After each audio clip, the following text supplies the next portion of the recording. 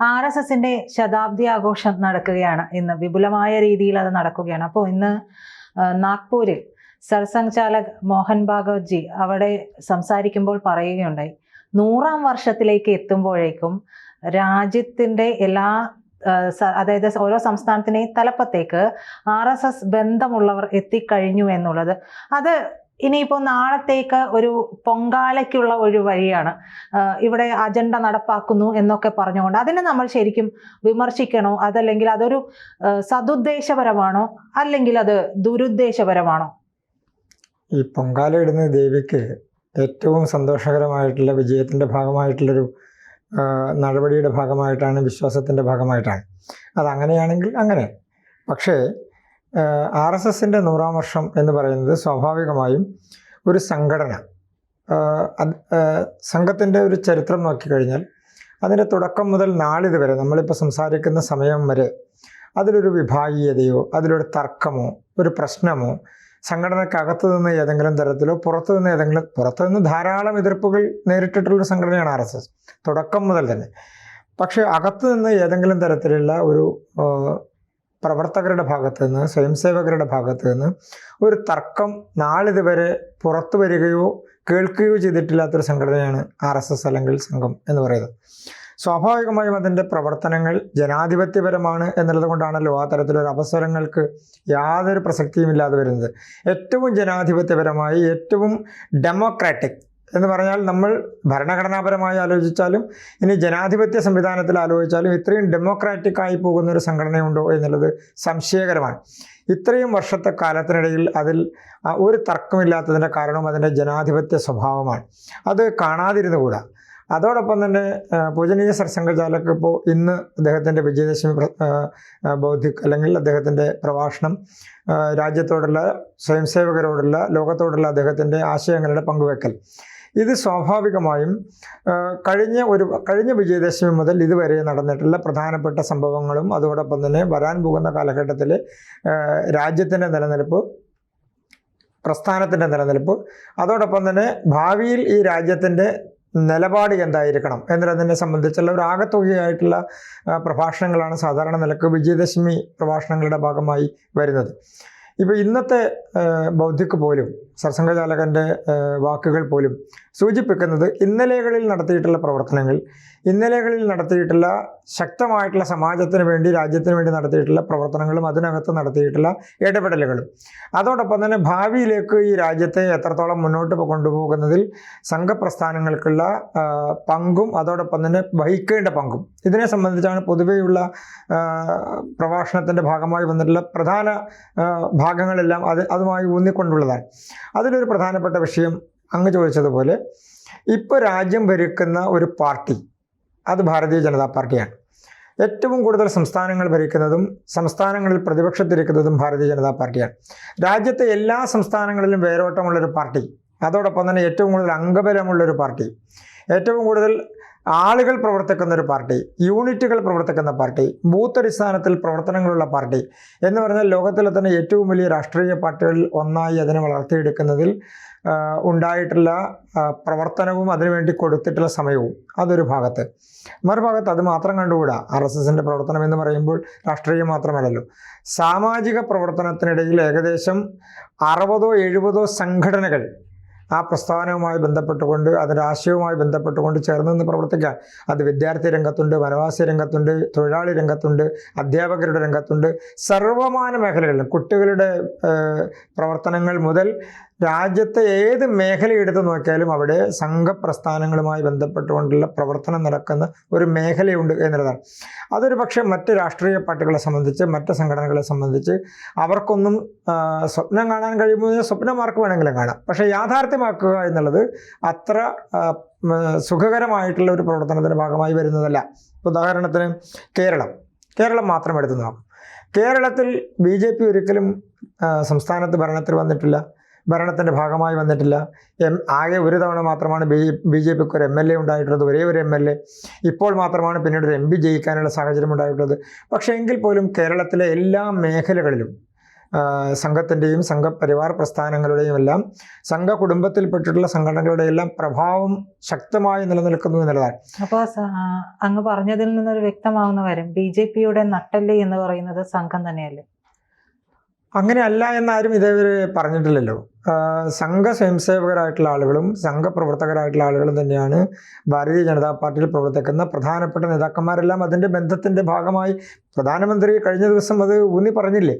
സംഘപ്രസ്ഥാനത്തെ സംബന്ധിച്ച് ഡൽഹിയിൽ നടന്ന പരിപാടിയിൽ സ്റ്റാമ്പ് പുറത്തിറക്കിക്കൊണ്ടും നാണയം പുറത്തിറക്കിക്കൊണ്ടും സംഘശതാബ്ദിയിൽ സംഘത്തിൻ്റെ പ്രസക്തി എന്താണ് ഈ രാജ്യത്ത് എന്നുള്ളത്, ലോകത്തിലേക്ക് തന്നെ അതിൻ്റെ പ്രസക്തി എന്താണ് എന്നുള്ളത് വ്യക്തമായി ആദരണീയ പ്രധാനമന്ത്രി തന്നെ പറഞ്ഞില്ലേ.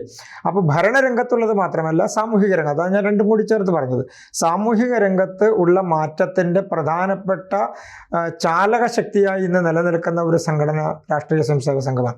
പ്രത്യേകിച്ച് കഴിഞ്ഞ ഏതാണ്ട് പതിറ്റാണ്ടുകളായി ഈ രാജ്യത്തിൻ്റെ പ്രധാനപ്പെട്ട സാമൂഹിക രാഷ്ട്രീയ അജണ്ട നിശ്ചയിക്കുന്നതിൽ, അതോടൊപ്പം തന്നെ അതിൻ്റെ പ്രവർത്തനങ്ങളിൽ കൂടുതൽ ഊന്നൽ നൽകുന്നതിൽ ഏറ്റവും സുശക്തമായിട്ടുള്ള പങ്കുവഹിച്ചിട്ടുള്ള പ്രസ്ഥാനം. ഉദാഹരണത്തിന് സേവന പ്രവർത്തനങ്ങളിൽ ഈ രാജ്യത്ത് എവിടെയൊക്കെ പ്രശ്നങ്ങൾ ഉണ്ടായിട്ടുണ്ടോ, അതായത് പ്രകൃതി ദുരന്തങ്ങൾ ഉണ്ടായ സമയത്ത്, പ്രശ്നങ്ങൾ ജനങ്ങൾക്ക് നേരിടേണ്ടി വന്ന സമയത്ത്, മഹാമാരികൾ ഉണ്ടായ സമയത്ത്, കെടുതികൾ ഉണ്ടായ സമയത്ത് എല്ലാം സേവന പ്രവർത്തനത്തിൻ്റെ ഭാഗമായി സംഘപരിവാർ പ്രസ്ഥാനങ്ങളുടെ സംഘകുടുംബത്തിലെ സേവാഭാരതി അടക്കമുള്ള സംഘടനകളുടെ ശക്തമായ സാന്നിധ്യമുണ്ട്. ഇപ്പോൾ വിദ്യാർത്ഥി പ്രക്ഷോഭ രംഗത്ത്, തൊഴിലാളികളുടെ പ്രക്ഷോഭ രംഗത്ത്, തൊഴിലാളികളുടെ അവകാശങ്ങൾ നേടിയെടുക്കുന്നതിൻ്റെ കാര്യത്തിൽ, രാഷ്ട്രീയ രംഗം മാത്രമല്ല എല്ലാ മേഖലകളിലും അതിൻ്റെ പ്രഭാവം നിറഞ്ഞു നിൽക്കുന്നു എന്നുള്ളതാണ്. അത് ഒരു പ്രധാനപ്പെട്ട വസ്തുതയാണ് എന്നുള്ളതാണ്. ഇപ്പോൾ 1963 ഇപ്പോൾ കഴിഞ്ഞ ദിവസം പുറത്തിറക്കിയിട്ടുള്ള നാണയത്തിൻ്റെയും സ്റ്റാമ്പിൻ്റെയും എല്ലാം ഭാഗങ്ങൾ പരിശോധിച്ചാൽ അറിയാം. അതിൽ പ്രധാനമായും ആലേഖനം ചെയ്യപ്പെട്ടിട്ടുള്ളത് 1963 റിപ്പബ്ലിക് ദിന പരേഡിൽ പങ്കെടുക്കുന്ന സ്വയംസേവകരുടെ ചിത്രം ആലേഖനം ചെയ്തുകൊണ്ടാണ്. ആ സമയത്ത് BJP ഭരണത്തിലില്ല, ജനസംഘം ഭരണത്തിലില്ല. RSS അന്ന് ഏതെങ്കിലും തരത്തിൽ ഭരണരംഗത്തേക്ക് കടന്നു വരുന്ന അല്ലെങ്കിൽ RSS ബന്ധമുള്ളവർ ഭരണരംഗത്തേക്ക് കടന്നു വരുന്ന ഒരു സാഹചര്യം അന്ന് രാജ്യത്തില്ല. ആ കാലഘട്ടത്തിലാണ് റിപ്പബ്ലിക് ദിന പരേഡിൽ പങ്കെടുക്കുന്നത്. യുദ്ധത്തിൽ പങ്കെടുത്തതിൻ്റെ പ്രയോജനം സംഘപ്രസ്ഥാനങ്ങളുടെ പ്രവർത്തകരെ സംബന്ധിച്ച് അവർക്ക് രാജ്യത്തിൻ്റെ റിപ്പബ്ലിക് ദിന പരേഡിൽ പങ്കെടുക്കാനുള്ള അവസരം നൽകിയത് കോൺഗ്രസിൻ്റെ ഗവൺമെൻറ്റാണ്, ആ കാലഘട്ടത്തിലാണ്. അപ്പോൾ ഇന്ന് എതിർക്കുന്ന ആളുകൾ അന്ന് അംഗീകരിച്ചിട്ടുണ്ട് എന്നുള്ളത് കാണാതിരുന്ന കൂടെ. ഒരു ഭരണ പാർട്ടി, ഭരിക്കുന്ന പാർട്ടി എന്ന് ആ പാർട്ടി ഒരു സംഘടനയ്ക്ക് ഇത്രയധികം പ്രമോഷൻ നൽകേണ്ട ആവശ്യമുണ്ടോ? അത് എല്ലാവരിലും ഒരു എന്താ പറയുക, ഒരു വിമർശനം ഉണ്ടാക്കുന്ന ഒരു കാര്യം തന്നെ ആവില്ലേ?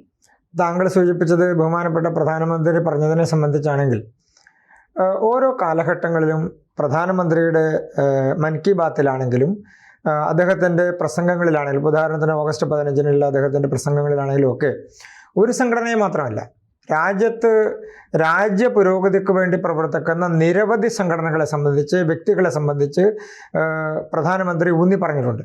അത് ഭരണകർത്താവ് എന്നുള്ള നിലക്ക് അദ്ദേഹത്തിൻ്റെ കടമയാണല്ലോ. ഉദാഹരണത്തിന് ഒരു കാലഘട്ടത്തിൽ വിചിന്തനം ചെയ്യപ്പെടേണ്ട ഒരു പ്രധാനപ്പെട്ട വിഷയമാണ്. ഒരു കാലഘട്ടത്തിൽ നമ്മുടെ രാജ്യത്തെ പത്മ പുരസ്കാരങ്ങൾ ആർക്കാണ് കൊടുത്തുകൊണ്ടിരുന്നത്? ഏതെങ്കിലും സാധാരണക്കാരിലേക്ക് പത്മശ്രീയോ പത്മഭൂഷണോ പത്മവിഭൂഷണോ എത്തിയിട്ടുള്ളതായി നാം കേട്ടിട്ടുണ്ടോ? സാധാരണ ആളുകളിലേക്ക് ഏതെങ്കിലും മേഖലകളിൽ, സാമ്പത്തികമായി എന്നുള്ളത് മാത്രമല്ല, ഏതെങ്കിലും മേഖലകളിൽ പ്രഗത്ഭരായിട്ടുള്ള ആളുകൾക്ക് കിട്ടിയിട്ടുണ്ടാകും, കിട്ടിയിട്ടില്ല എന്നുള്ളതല്ല. പക്ഷേ ഏറ്റവും സാധാരണക്കാരായ ജനങ്ങളുടെ ഇടയിൽ പ്രവർത്തിക്കുന്ന, ഒരു സാമ്പത്തിക ശേഷിയുമില്ലാത്ത, എന്നാൽ ആ രംഗത്തെ ഏറ്റവും പ്രഗത്ഭരായിട്ടുള്ള, ജനങ്ങൾ അംഗീകരിക്കുന്ന, രാജ്യം അംഗീകരിക്കപ്പെടേണ്ട സാധാരണ ആളുകളെ സംബന്ധിച്ച്, ഇപ്പം നമ്മുടെ കേരളം അടക്കമുള്ള സംസ്ഥാനങ്ങളിൽ പത്മശ്രീ കഴിഞ്ഞ കാലഘട്ടങ്ങളിൽ ലഭിച്ചിട്ടുള്ള ആളുകളുടെ ലിസ്റ്റ് എടുത്തൊന്ന് പരിശോധിച്ച് നോക്കൂ. ഒരു പക്ഷേ നമ്മുടെ കേരളത്തിൽ ഏറ്റവും ചർച്ച ചെയ്യപ്പെട്ടുള്ള സിനിമ തന്നെ ഇറങ്ങിയല്ലോ പത്മശ്രീ കിട്ടുന്നതുമായി ബന്ധപ്പെട്ടുകൊണ്ട്. എങ്ങനെയാണ് പത്മശ്രീ കിട്ടാനുള്ള നടപടികൾ ആളുകൾ സ്വീകരിക്കുന്നത്? അപേക്ഷ കൊടുക്കുന്നു, അല്ലെങ്കിൽ ഏതെങ്കിലും ഒരു സംഘടന അവരെ സ്പോൺസർ ചെയ്തുകൊണ്ട് അപേക്ഷ കൊടുക്കുന്നു. അങ്ങനെ അപേക്ഷ കൊടുത്താൽ പിന്നെ അവരുടെ പിന്നിൽ രാഷ്ട്രീയ നേതൃത്വം, അവരുടെ പിന്നിൽ മറ്റ് സമ്മർദ്ദങ്ങൾ, ഇതെല്ലാം കൊണ്ട് അവർ പത്മശ്രീയോ പത്മഭൂഷണോ പത്മവിഭൂഷണോ ഒക്കെ നേടുന്ന, പത്മ പുരസ്കാരങ്ങൾ നേടുന്ന ഒരു സാഹചര്യം. അതായത് രാഷ്ട്രീയ നേതൃത്വത്തിൻ്റെ ഇച്ഛാശക്തിക്കനുസരിച്ച് മാത്രം നിൽക്കുന്ന ആളുകൾക്ക് പുരസ്കാരങ്ങൾ ലഭിച്ചെന്ന കാലഘട്ടം മാഞ്ഞു പോയിരിക്കുന്നു. അതിന് പകരം അർഹരായിട്ടുള്ള ആളുകളിലേക്ക് അത് നേരിട്ടെത്തുന്ന സാഹചര്യം ഉണ്ടായിരിക്കുന്നു. ഇപ്പോൾ രാജ്യത്തിൻ്റെ വികസനത്തിൽ, രാജ്യത്തിൻ്റെ പുരോഗതിയിൽ, ഇപ്പോൾ BJP ഗവൺമെൻറ് അധികാരത്തിൽ വരുന്ന സമയത്ത് ഈ രാജ്യത്തിൻ്റെ സാമ്പത്തിക വികസന രംഗം ഏത് മേഖലയിലായിരുന്നു, ഏത് പ്രധാനപ്പെട്ട വിഷയത്തിലായിരുന്നു എന്ന് നോക്കിക്കഴിഞ്ഞാൽ, സാധാരണക്കാരെ സംബന്ധിച്ച് അവരുടെ ജീവിതം കൂടുതൽ മെച്ചപ്പെടുത്താൻ കഴിയുന്ന ഒരു പ്രോസസ്സ് എന്നുള്ള നിലക്കല്ല, കൂടുതലായിട്ടും വലിയ പദ്ധതികൾ പ്രഖ്യാപിച്ച് അതിന് പണം മുടക്കുന്നു. അത് വലിയ കോൺട്രാക്ടർമാരെ സംബന്ധിച്ചോ അത് ഏറ്റെടുക്കുന്ന ആളുകളെ സംബന്ധിച്ചോ ലാഭം ഉണ്ടാക്കുമായിരിക്കും. വികസനമില്ല എന്നുള്ളതല്ല അതിനർത്ഥം. വികസനം ഉണ്ടായിട്ടുണ്ട്, എല്ലാ മേഖലയിലും വികസനം ഉണ്ടായിട്ടുണ്ട്, വികസനത്തിൻ്റെ ഭാഗമായി രാജ്യം മുന്നോട്ട് പോയിട്ടുമുണ്ട്. പക്ഷെ കഴിഞ്ഞ ഒരു വ്യാഴവട്ട കാലത്തിനിടയിൽ നമ്മുടെ രാജ്യത്തുണ്ടായിട്ടുള്ള പ്രധാനപ്പെട്ട മാറ്റം സാധാരണക്കാർക്ക് അതിനുള്ള ആത്മവിശ്വാസം കൂടുതൽ വന്നിരിക്കുന്നു എന്നുള്ളതാണ്. ഉദാഹരണത്തിന് നമ്മുടെ രാജ്യത്ത് അമേരിക്ക എത്രയോ ഘട്ടങ്ങളിൽ സാങ്ഷനിങ് കൊണ്ടുവന്നിട്ടുണ്ട്. നേരത്തെയും പൊഖ്രാൻ ആണവ പരീക്ഷണം നടത്തിയ സമയത്ത് നമ്മുടെ രാജ്യത്തെ ഞെക്കിപ്പിഴിയാനുള്ള ശ്രമം അമേരിക്ക നടത്തിയിട്ടുണ്ട്, നമുക്കെതിരെ ഉപരോധം കൊണ്ടുവന്നിട്ടുണ്ട്. പക്ഷേ ആ ഘട്ടത്തിലും ഇപ്പോഴും അമേരിക്ക ഏതെങ്കിലും തരത്തിൽ നമുക്കെതിരെ കൊണ്ടുവന്ന ഫത്വ, അതാണല്ലോ അതിനെക്കുറിച്ച് പറയേണ്ടത്, അവർ പ്രഖ്യാപിക്കുന്ന ഫത്വയ്ക്ക് എപ്പോഴെങ്കിലും ഈ രാജ്യം മുട്ടുമടക്കിയിട്ടുണ്ടോ? ഇപ്പോൾ മടക്കിയിട്ടുണ്ടോ?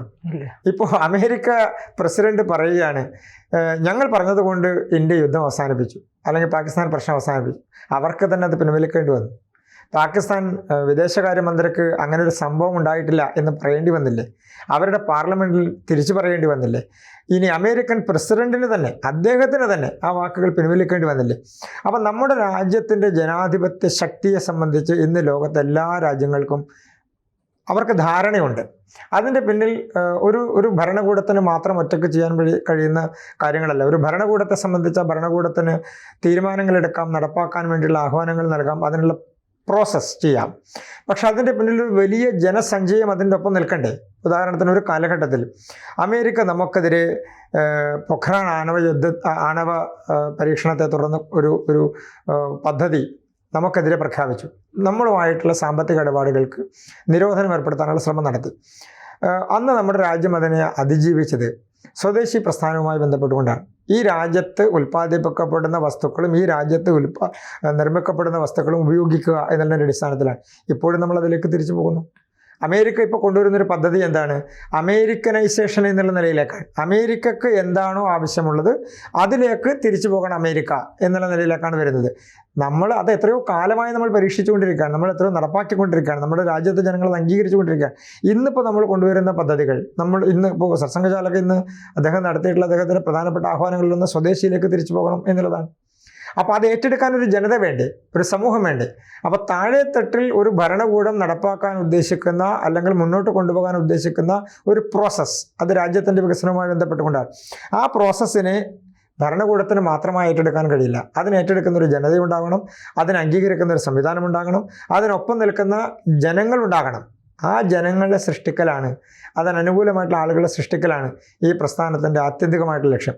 അതുള്ളത് കൊണ്ടാണ്, അത് ശക്തമായി നിലനിൽക്കുന്നത് കൊണ്ടാണ് എത്ര തകർക്കാനുള്ള ശ്രമങ്ങൾ നടന്നു, എതിർപ്പുകളുണ്ടായി, ശക്തമായിട്ടുള്ള പ്രതിരോധങ്ങളുണ്ടായി, എത്ര തവണ നിരോധിക്കപ്പെട്ടു. ഇതെല്ലാം ഉണ്ടായിട്ടും അതിനെല്ലാം തൃണവൽഗണിച്ചുകൊണ്ട്, അവഗണിച്ചുകൊണ്ട്, അതിനെല്ലാം ഒരു തരത്തിലും അതിന് അടിമപ്പെടാതെ, അതിന് വശംവദരാകാതെ മുന്നോട്ട് പോകുന്ന പ്രവർത്തകർ. അടിയന്തരാവസ്ഥ ഈ രാജ്യത്തെ ജനാധിപത്യത്തെ കൊന്ന് ഇല്ലാതെയാക്കിയ ഒരു കാലഘട്ടമല്ലേ അടിയന്തരാവസ്ഥയുടെ 19 മാസക്കാലം. അതിനെ ചെറുത്ത് തോൽപ്പിച്ചില്ലേ? സാധാരണക്കാരായിട്ടുള്ള മുഴുവൻ ആളുകളും അതിനെതിരെ ശക്തമായി രംഗത്ത് വന്നില്ലേ? അതെല്ലാം ഒരു പ്രസ്ഥാനത്തിന് മാത്രം ചെയ്യാൻ കഴിയുന്നതാണ്, ഭരണകൂടത്തിന് ചെയ്യാൻ കഴിയുന്നതല്ല. ആ പ്രസ്ഥാനത്തിൻ്റെ പിന്നിൽ നിന്നുകൊണ്ട് പ്രവർത്തിക്കുന്ന, നിസ്വാർത്ഥരായി പ്രവർത്തിക്കുന്ന ലക്ഷോപലക്ഷം പ്രവർത്തകരും കുടുംബങ്ങളും അനുഭാവികളും ഉണ്ട് എന്നുള്ളതാണ് ഈ രാജ്യത്തിൻ്റെ ശക്തി. അത് പ്രധാനമന്ത്രി വിളിച്ചു പറഞ്ഞാൽ എന്താ തെറ്റുള്ളത്? അത് പറയണ്ടേ? അത് പറഞ്ഞില്ല എങ്ങനെയാണ് അത് അംഗീകരിക്കപ്പെടുക? അപ്പോൾ അത് അംഗീകരിക്കപ്പെടേണ്ടതില്ല എന്ന് വിചാരിക്കുന്ന ആളുകളെ സംബന്ധിച്ച് അവർക്കൊരു അജണ്ട ഉണ്ടാകും. ആ അജണ്ട വേറെയാണ്, അത് രാഷ്ട്രീയ അജണ്ടയാണ്, അല്ലെങ്കിൽ ഏതെങ്കിലും തരത്തിൽ വോട്ട് ബാങ്ക് രാഷ്ട്രീയവുമായി ബന്ധപ്പെട്ടുകൊണ്ടുള്ള അജണ്ടയാണ്. ഇതല്ല, ഇത് ഈ രാജ്യത്തിൻ്റെ പുരോഗതിയുമായി ബന്ധപ്പെട്ടുകൊണ്ടുള്ള അജണ്ടയാണ്. ആ അജണ്ടയ്ക്കൊപ്പം നിൽക്കുക എന്നുള്ളത് ഭരണകൂടത്തിൻ്റെ സ്വാഭാവികമായിട്ടുള്ള ഉത്തരവാദിത്തമാണ്. കൂടുതൽ വാർത്തകളും വിശേഷങ്ങളും നിങ്ങളിലേക്ക് എത്താൻ ABC മലയാളം സബ്സ്ക്രൈബ് ചെയ്യുക, ബെൽബട്ടനും അമർത്തുക.